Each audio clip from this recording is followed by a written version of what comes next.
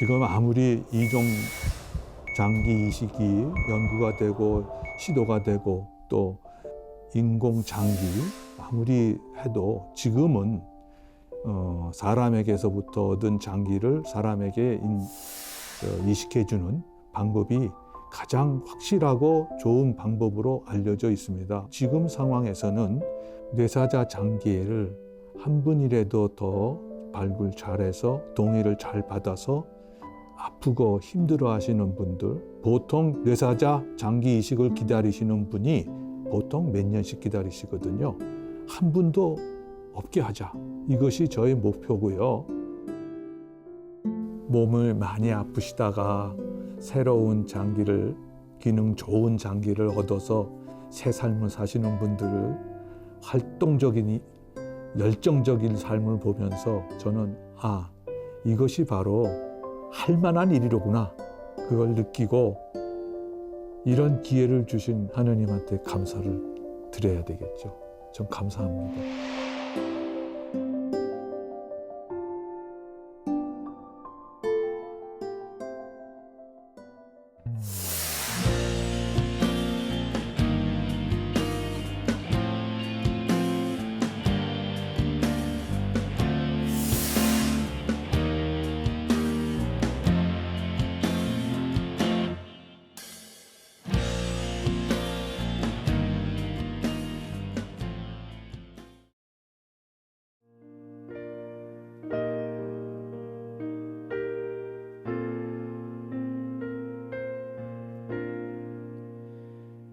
마음이 지쳐서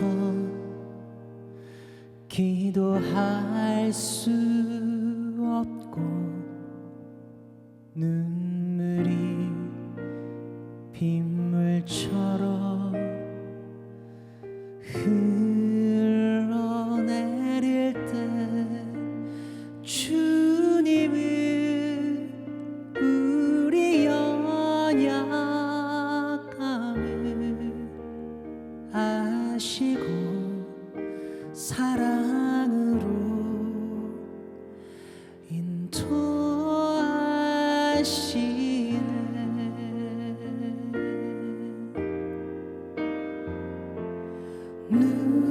누군가 널 위하여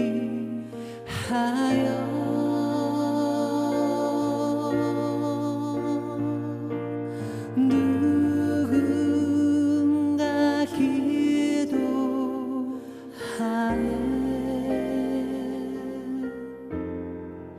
내가 홀로 외로워서 마음이 무너질 때 누군가 널 위해 기도하네.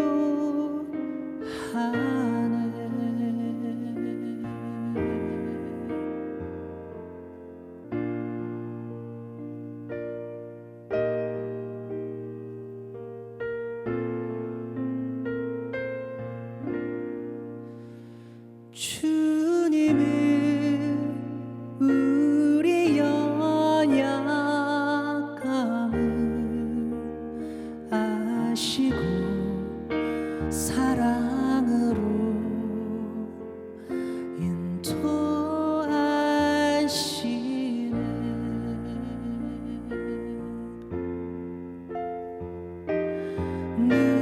누군가 널 위하여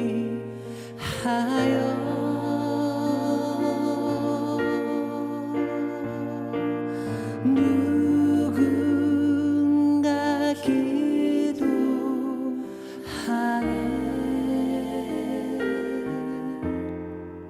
내가 홀로 외로워서 마음이 무너질 때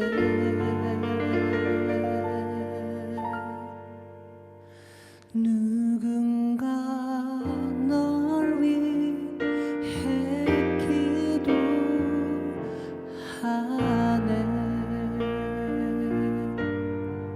누군가 널 위해 기도하네.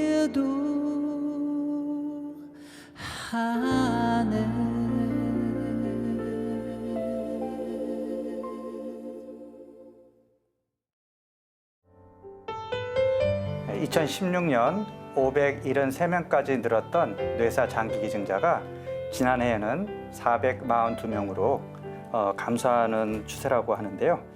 지금은 장기 기증이 어떻게 이루어지고 있는지 한국장기조직기증원 문인성 원장님을 모시고 말씀 들어보겠습니다. 네, 원장님 안녕하세요. 네, 안녕하세요. 안녕하세요. 네, 막시명 형제님도 잘 지내셨습니까? 반갑습니다, 신부님. 네. 자, 문 원장님께서 원래 외과 의사시죠? 네. 자기소개 간단하게 좀 해주세요.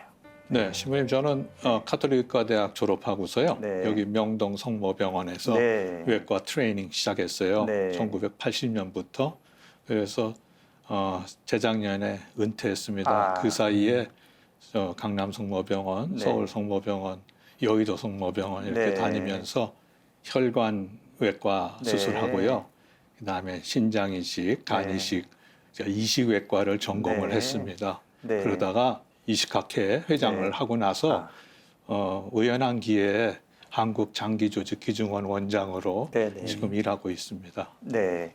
자, 그럼 우연한 기회라고 하셨는데 이 한국장기조직기증원 줄여서 코다라고 부르는데 네. 네, 이곳에 어떻게 인연이 닿았는지 그리고 어떤 곳인지 좀 소개 부탁드릴게요. 한국장기조직기증원은요, 우리나라에서 20세기의 의학의 꽃이 네. 장기 이식이거든요. 아, 기적이라 그러는데 네. 의학의 기적, 장기 이식을 그 중에서도 뇌사자 장기 이식의 처음부터 끝까지를 맡고 있는 네. 보건복지부 산하 네. 독립기관입니다. 네. 네. 우리가 뭐 드라마에서도 많이 보지만 더 이상 치료가 불가능한 경우에 뭐 간이식, 뭐 신장이식 이런 걸 하는데 그런 모든 것들을 총괄하는 그런 국가에서 세운 그런 기관이라고 이해하면 네, 맞습니다. 되겠군요. 그러면 이제 다른 의료기관과도 다 연결이 되어 있겠네요. 그럼요. 2000년에 장기 등 이식에 관한 법이 생겼어요. 네. 그게 뇌사가 결정이 되고 네. 그래서 뇌사 같다 그러는 분들이 병원에서 치료를 받게 되면 네. 그 병원에서는 저희한테 법으로 네. 보고하게 돼 있습니다. 그걸 잠재 뇌사자라 그러는데 네. 이런 뇌사자에서 장기를 공평하게 네. 이렇게 우리나라 국민들의 아프신 분들 네. 장기 이식을 기다리시는 분들한테 이렇게 공평하게 보내드리는 일을 하고 있는 거죠. 그러니까 누구나 사실 빨리 장기 이식을 받고 싶은데 네네. 우리나라에서는 이제 장기 기증이 아직 활성화되어 있지 않기 때문에 네. 기다리다가 이식도 못 받고 돌아가시는 분들이 많은데 네. 공정하게 네 누가 또 돈이 많다고 누가 또 힘이 있다고 먼저 장기를 이식받는 것이 아니라 순서대로 공정하게 받도록 그런 것도 다 총괄하는 그런 곳이죠. 그렇습니다. 네. 예. 가장 중요한 것은 의학적 판단에 의해서 그렇죠. 어느 분이 가장 급하겠는가. 네. 그 다음에 이제 얼마나 기다리셨는가 맞아요. 이렇게 네. 다 정리를 해서 네. 공평하게 분배를 하고 있죠. 네. 그러면 원장님, 우리 가톨릭에서는 한마음운동본부가 장기기증 관련해서 아주 열심히 활동하고 있잖아요. 근데 만약 내가 장기기증을 하고 싶다라고 하면 어디로 연락해야 되는 건가요? 제일 중요한 거는요. 지금 이 정신이 말짱할 때 네. 내가 혹시라도 뇌사가 된다면 네. 내 장기를 기증하겠다는 희망 등록을 해야 되거든요. 장기 기증 등록 운동이 바로 그런 거군요. 맞습니다. 내가 언제 어떤 사고를 당해서 네네. 뇌사 상태가 돼서 기증해야 될 사람이 될 때 내 네. 의사를 미리 밝혀놓는 거. 네네. 희망 등록은 한마음 운동본부도 받고 있고요. 네. 저희도 받고 있고 네. 전국의 보건소 400여 군데에서 받고 있어요. 네. 웬만한 큰 병원들은 다 희망 등록을 받고 있습니다. 네. 자, 그러면 아까도 잠깐 말씀하셨지만 이제 외과 의사로서 이식 수술을 원장님께서 굉장히 많이 하셨잖아요. 수술하면서 뭔가 좀 아쉽다 그런 점이 뭐가 있었을까요? 뭔가 제도라든가 네. 이제 간 이식을 기다리시는 분들 네. 그런 분들은 일주일 이내에 간 이식을 못 받으면 돌아가세요. 네. 그러신 분들은 그 나라에서 급하게 정해 주거든요. 네. 그때 일주일 내에 잘 맞는 뇌사자분이 있으면 사시는 거고 네. 만약에 뇌사자분이 안 계시면은 돌아가시거든요. 네. 중환자실에서 이렇게 보면 웬만하게 이제 살만하다 그러신 분들이 네. 이제 간 실조, 간경화되고 이제 출혈하고 식도 출혈하고 그러시다가 이제는 방법은 간이식이다. 네. 기다리는 도중에 그 다음 날 가보면은 없어요. 그러니까 기증자만 나타나면 그렇죠. 네. 수술해서 살 수 있는데 기증자가 없기 네, 때문에. 네. 그런 걸 보면은 네. 조금 속상하지요. 네. 예. 가톨릭 의과대학 외과가 장기 이식에는 효시입니다. 1969년도에 저희 스승님이신 이용각 교수님이 우리나라에서 처음으로 하시거든요. 그때 생체예요. 어머니 콩팥 이식을 아들한테 했는데 그때 어머니가 그 이용각 교수님한테 그랬다는 거죠. 야, 그거 콩팥 하나 떼어줬어요? 2개 다 떼어주지. 우리 아들한테 가는데.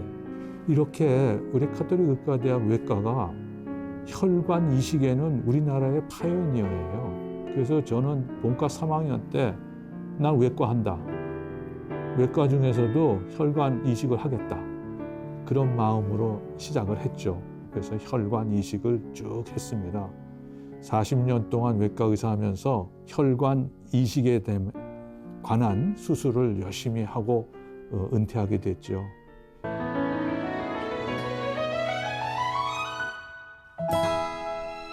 원장님 지금까지는 이제 의사로서 이제 이식 수술을 하시다가 이제는 이제 직접 수술은 안 하시고 이제 이식을 지원하는 이 코다 같은 기관에서 일을 하고 계시잖아요. 네. 의사로서 직접 수술하실 때와 또 이렇게 이식 전문 기관에서 어떤 그런 행정적인 일을 하실 때 다른 부분들이 보이실 것 같아요. 어떻습니까? 병원에서 일을 할 때는 네. 그러니까 주로 이식 수술을 하고요. 그러니까 수술 받으신 분들의 이 건강이 가장 중요하죠. 그렇죠. 네. 이게 소변이 잘 나와야 될 텐데 또는 이 간 기능이 잘 돌아와야 될 텐데 이런 게 지금 수혜자에게 정신을 다 쏟았는데 여기 와서는 기증자에 대한 이야기를 하나둘 알게 됐어요. 네. 그게 정말 아름다운 이야기, 남을 위해서 장기를 기증하시는 의사자분에 대한 이야기를 하나둘 알고 가고 있어요. 네. 그래서 여러 가지를 많이 느끼고 있습니다. 네. 특히 얼마 전에 9살 난 어린이가 네. 하루 아침에 엄마 나 머리 아파 그러고서 방에 가서 쓰러졌어요. 네. 뇌의 혈관이 아마 출혈을 한 것 같아요. 네. 너무 심하게 출혈을 해서 네. 뇌사가 됐거든요. 그래서 이 친구한테 연락이 됐죠. 이제 뇌사 가능성이 있다. 그러니까 뇌사 관리가 시작이 되고 했는데 아빠 엄마들이 보호자가 어떻겠어요. 그런 게 하나둘 몰랐던 일을 보니까 그렇죠. 예, 여러 가지 느낌이 굉장히 많아요. 네. 예. 그 가족의 입장에서 사랑하는 그 자녀들이나 어떤 자기 가족의 죽음을 인정하는 과정도 힘들고 그런 마음의 준비가 안 돼 있고 그런 인식이 없을 때는 선뜻 자기 아이의 어떤 몸에 또 칼을 대서 장기를 준다는 게 쉽지 않을 것 같아요. 더 큰 슬픔에 또 슬픔을 더하는 일이 될 수도 있는데 그런 것들을 설득하셔야 되는 거잖아요. 네네. 네. 주로 저희가 70여 분의 네. 간호사들이 저랑 같이 일을 하고 있거든요. 네. 그분들이 이제 코디네이터라 그래서 연락을 받으면은 그 보호자를 만나거든요. 네. 만나서 대부분이 애를 키우는 엄마들이에요. 네. 젊은 엄마들, 네. 보통 뭐 초등학교 1학년, 뭐 유치원 이 엄마들인데 그런 9살 먹은 애가 저 대사가 돼서 준비하는 과정에 처음 가서 같이 운대요. 네.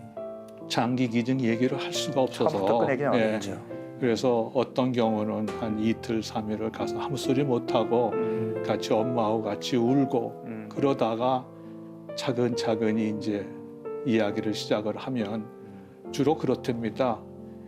지금 애는 없어지는 것 같은데 이 애의 심장이나 폐나 콩팥이나가 이 세상에 누구의 그만한 나이 애들한테 이식이 되거든요. 네. 그러면 그거로서 아기도 흐뭇해하지 않을까? 그렇죠. 그런 생각을 한다는 거죠. 네. 그런 것을 저희가 차근차근히 네. 한 분이라도 더 이식으로서 생명을 살 수 있게 건강을 되찾을 수 있게 하려고 노력을 하고 있습니다. 내 아이의 뭐 심장이나 내 아이의 어떤 기관이 다른 아이의 생명을 살릴 수 있다면 그 아이도 한편으로 살아있는 것이 아니냐 네. 이렇게 그렇죠. 또 얘기도 할 수 있겠네요. 그래서 심장 이식한 애에 네. 그 심전도 하고 심장 소리를 녹음을 해서 아. 네. 인형으로 이렇게 아. 고민형으로 네. 해서 아기의 심장 소리입니다. 해서 이것을 굉장히 조심스럽게 네. 보호자분, 유가족, 네. 어머니, 아빠한테 같이 연결을 해준 적이 있거든요.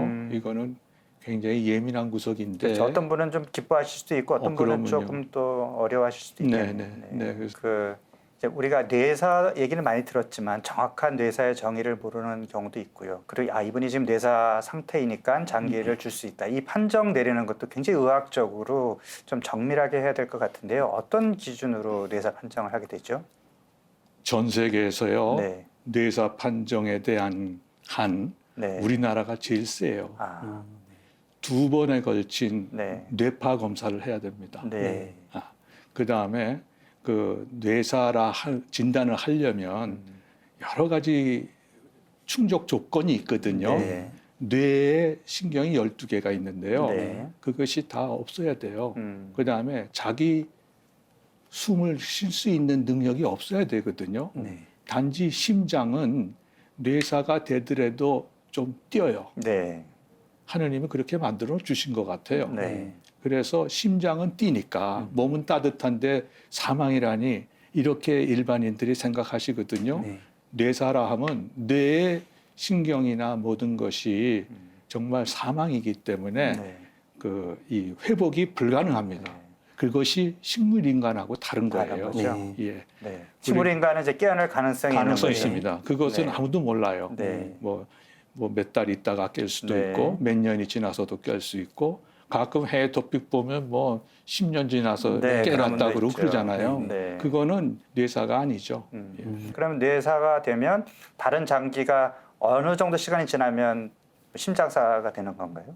보통 선배 의사들이 생각하고 네. 경험한 거에 보면 보통 한 2주 정도 네. 그 심장 뛰다가 멎더라. 네. 그래서 저희가 병원에서 막 치료하다 보면 이거는 뇌사 가능성이 많다. 네. 그러면서도 준비하는 과정에 음. 심장마비 오는 경우가 굉장히 많아요. 네. 꽤 많아요. 네. 그래서 심한 경우는 뇌사 판정 1차를 했는데 그 다음에 심장이 갑자기 중환자실에서 멎어가지고 네. 마사지 하면서 수술하고 그 장기 띄어서 네. 장기 이식했던 경험도 제가 있어요. 그렇군요. 네.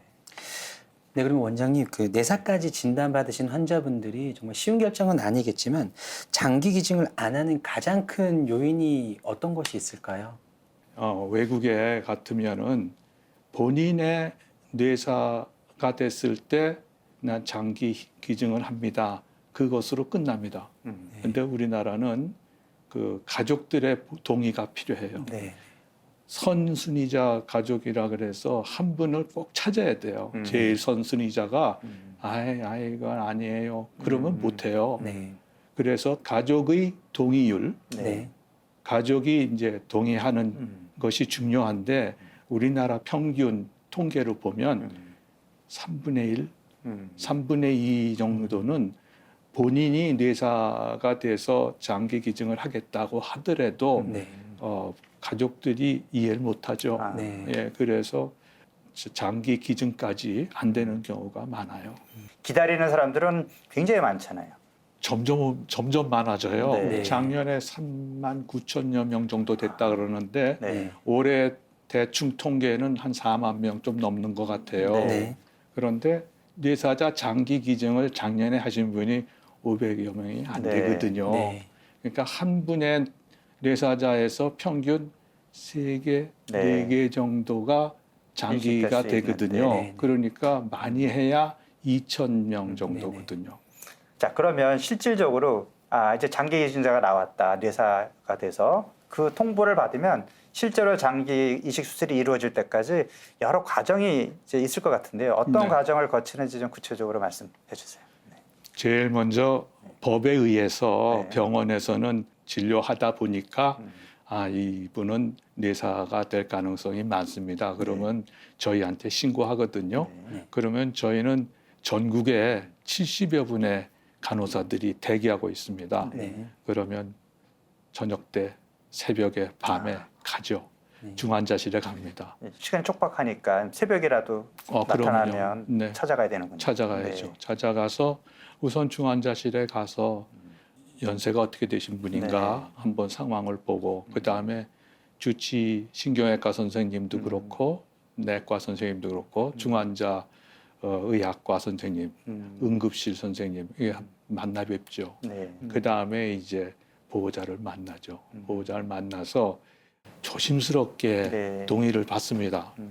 동의 받으면 저희 또 사회복지사가 있어요. 네. 전국에 한 10분이 계시는데 필요하면 그분들을 같이 동원을 합니다. 그래서 정신적인 좀 도움도 좀 드리고 네. 행정적으로 굉장히 복잡하잖아요. 네. 그런 것도 좀 도와드리고 여러 가지 일을 하는데 일단 동의가 되면 이제부터 뇌사 관리를 시작하거든요. 네. 뇌사 관리 시작하고서 보통 1박 2일, 빠르면 1박 2일이고요. 2박 3일, 어떤 때는 일주일 가는 경우도 있어요. 그래서 차근차근히 정리를 합니다. 그래서 뇌사 진단 첫 번째 검사부터 차근차근히 도와드리고 하죠. 그 다음에 뇌사 진단을 위한 위원회를 또 만들어야 네. 돼요. 그래서 신경과 선생님 또 저희 서울 성모병원에 있을 때는 신부님도 계셨어요. 네. 수녀님도 계시고. 그래서 이분은 모든 검사에서 뇌사입니다. 네. 만장일치제입니다. 네. 예. 그런데 거기에는 이식에 관여돼 있는 의료인은 못 들어가요. 따로 떨어져 있습니다. 네. 그래서 뇌사가 이식에 유리한 판정을 내리지 않도록 그렇죠. 엄격하게 예. 하려고. 예. 네. 그래서 뇌사 진단을 받고 네. 그러면 이제 나라에서 그 간이 어떠냐, 콩팥이 어떠냐, 심장은 이식할 만하냐, 뭐 네. 이런 걸 다 정리를 하거든요. 네. 그러면은 나라의 그 관리원, 음. 장기 조직 혈액 관리원, 네. 예, 그게 거기에는 제가 만약에 병이 나서 나는 간 이식을 받아야 되겠습니다. 그래서 신청을 하잖아요. 아. 그러면은 예전에는 6개월에 한 번씩 제 피를 뽑아서 제가 뭐 A형입니다, 네. B형입니다라는 걸 나라에 보고해요. 네. 그 다음에 저는 조직 적합성이라는 게 있는데 사람 얼굴 다르듯이 비슷한 얼굴이 잘 맞을 것 같지 않아요? 네. 그러니까 조직 적합성이라는 거를 제 조직 적합성은 이겁니다. 저희 정보를 미리 등록을 해놓는. 등록을 해놔야 돼요. 그거를 안 하면 그 다음에 1년 있다가 다시 바꿔야 되는데 그렇죠. 나는 지금 A라는 항체가 이렇게 있습니다 하는 걸 보여줘야 돼요. 네. 신고를 해야 되니까 네. 거기서 이제 정리를 합니다. 네. 우선 A형 환자다, A형 뇌사자다 그러면 A형에서 쫙 뽑기 시작하죠. 네. 예, 그렇게 해서 정말 제일 중요한 거예요. 공평하고 그렇죠. 아주 정확하게 해서 1순위가 누구고 2순위가 네. 누굽니다. 그러면 각자 연락을 하죠. 네. 그러면 다시 피 검사를 다시 하고 네. 정말 해도 되겠는가. 네. 그런 시간이 좀 걸려요. 네. 그래서 결정이 되면 이제 각 장기별로 그 이제 수술을 할 사람들이 와서 그렇죠. 그 이제 적출 수술을 하거든요. 네. 그때 우리 병원에서는 뇌사자 장기 그 적출 수술할 때 그 기도하고 네. 묵념하고 네.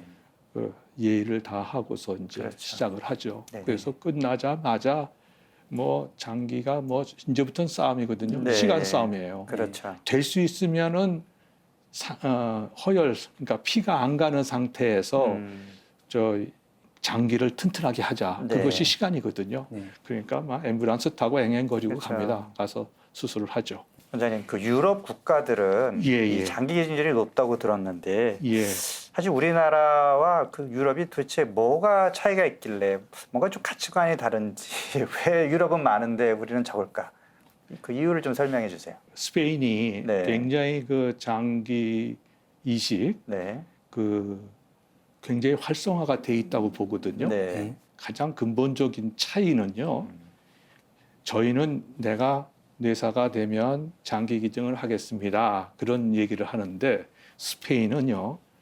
내가 뇌사자가 돼도 절대 손대지 마라. 그런 말이 없으면 자동으로 장기 기증이에요. 네. 그건 무슨 옵트아웃 뭐 그렇게 네. 얘기하거든요. 네. 우리도 사실 그런 노력을 사실 지금 하고 있는 건데 네네. 유교적인 문화 영향 때문이 아닐까요? 이렇게 맞습니다. 죽은 다음에 신체에 네. 어떤 그런 걸 가하지 않는 거. 네네. 신체 훼손에 대한 네. 그 두려움 또 뇌사에 대한 네. 그 잘못된 인식 네. 이런 것들이 장기 기증을 활성화하지 못하는 큰 원인 네. 중에 하나라고 봐요. 네. 근데 원장님 그러면 사실 사랑하는 가족의 죽음이 임박했다는 것만으로도 마음이 너무 힘들 것 같기도 하고요. 그 상황에서 갑자기 장기 기증을 결정해야 하는 부담감이 상당할 것 같은데 평소에 기증 약속을 하셨던 분들이라면 좀 수월하겠지만 가족이 결정한 상황이라면은 더 힘들 것 같아요. 그 중에서 기억 남는 혹시 분이 계신가요? 한 10여 년 됐는데요. 연세가 40대쯤 되신 분인데 이 양반이 키가 초등학교 3학년, 4학년밖에 안 돼요. 이분은 그 연골 형성 부전증이라고 네네. 아주 그 상당히 키가 작고 주위 분들한테 여러 가지로 도움을 많이 받았던 신자분이신데 네. 평소에 그랬다는 거죠.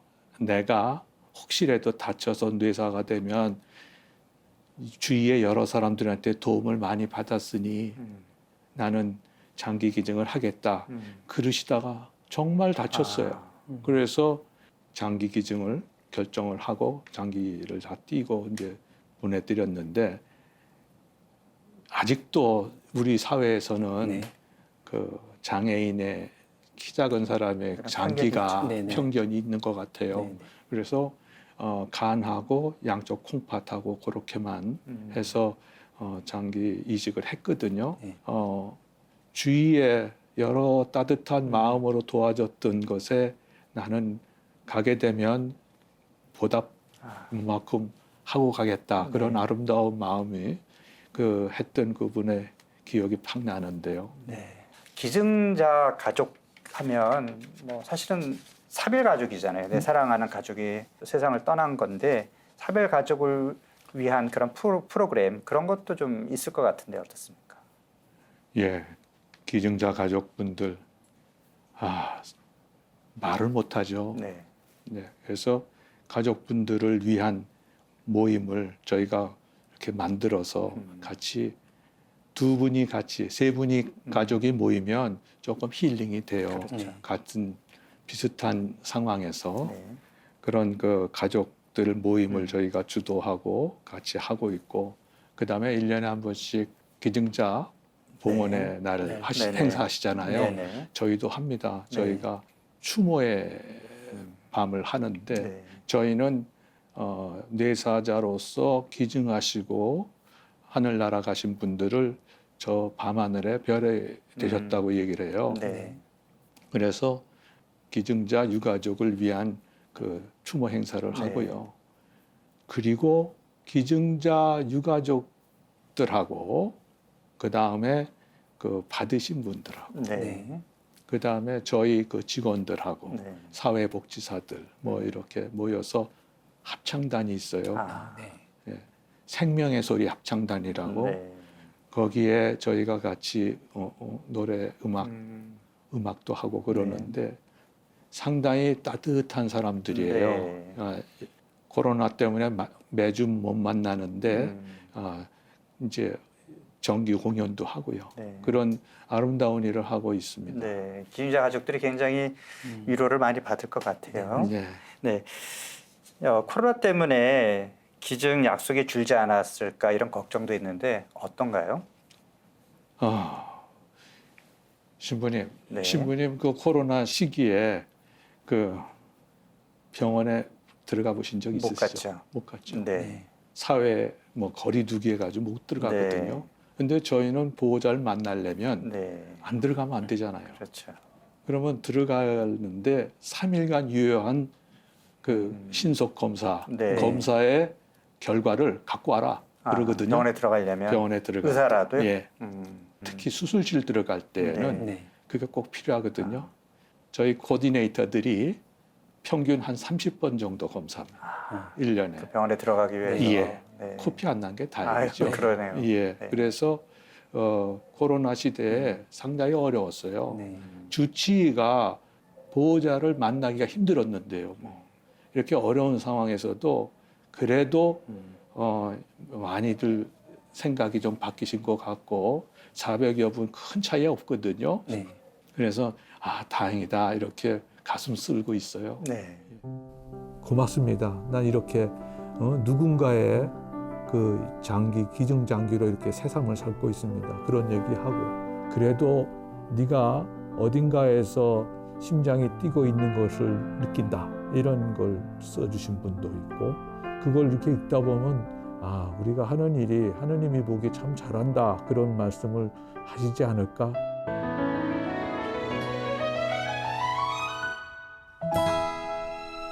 오늘 방송 어떻게 보셨는지 모르겠습니다. 우리 시청자분 많은 분들이 나도 정말 내사시에 장기 기증하겠다라고 이제 등록을 해주시면 네. 좋을 것 같고 이렇게 장기 기증 또는 조직 기증 나눔 운동에 많이 관심을 가져주시면 좋겠습니다. 네, 오늘 생명 나눔의 귀한 방법을 알려주신 문인성 원장님 감사합니다. 감사합니다. 나는 영원히 살 것입니다. 언젠가 나의 주치의가 나의 뇌 기능이 정지했다고 판정을 내릴 때가 올 것입니다. 그때 나의 몸을 살아있는 형제들을 돕기 위한 생명으로 만들어 주십시오. 나의 눈은 해질 때의 노을과 천진난만한 아이들의 얼굴과 여인의 눈동자 안에 감추어준 사랑을 한 번도 본 일이 없는 사람들에게 주십시오. 나의 심장은 끊임없는 고통으로 신음하는 사람들에게 주십시오. 나의 신장은 한 주일 혈액투석기에 매달려 삶을 영위하는 형제에게 주시고 나의 뼈와 근육의 섬유와 신경은 다리를 저는 아이에게 주어 씩씩하게 걷게 하여 주십시오. 나의 영혼은 하느님께 돌려보내 주십시오. 내가 부탁했던 이 모든 것들을 지켜준다면 나는 영원히 살게 될 것입니다.